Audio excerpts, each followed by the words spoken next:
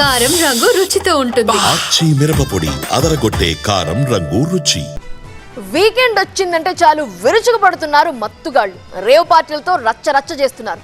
ఒకప్పుడు సిటీకి దూరంగా జరిగే పార్టీలు ఇప్పుడు ఇళ్ల మధ్యలో కూడా జరుగుతున్నాయి. భాగ్యనగరంలో మరో రేవ్ పార్టీని భగ్నం చేశారు పోలీసులు. షాకింగ్ విషయాన్ని వెల్లడించారు. హైదరాబాద్ లో మరో రేవ్ పార్టీని పోలీసులు భగ్నం చేశారు. కొండాపూర్ ఎస్వీ సర్వీస్ అపార్ట్మెంట్ లో రేవ్ పార్టీ నిర్వహిస్తుండగా దాడి చేసి 11 మందిని అరెస్టు చేశారు. నిందితుల నుంచి భారీగా గంజాయి, ఓజీ కుష్ డ్రగ్, ఎల్ఎస్డీ బోల్డ్, చరాస్ డ్రగ్స్ ని స్వాధీనం చేసుకున్నారు. పార్టీలో పాల్గొన్న వారు ఏపీకి చెందిన వారిగా గుర్తించారు. అరెస్టు చేసిన వారిలో మంగళగిరి, విజయవాడ, కాకినాడ, రాజమండ్రికి చెందిన వారు ఉన్నట్లు గుర్తించారు.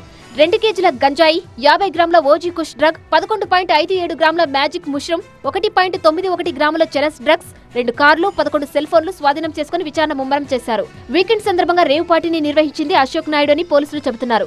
ఇక ఈ రేవ్ పార్టీకి సంబంధించి రాజకీయ కోణాలు సైతం బయటపడుతున్నాయి. రేవ్ పార్టీ సందర్భంగా 2 కార్లను సీజ్ చేసిన పోలీసులు అందులో ఒక ఫార్చునర్ కారుకు లోక్సభ ఎంపీ స్టిక్కర్ ఉండడం ఇప్పుడు చర్చనీయాంశమైంది.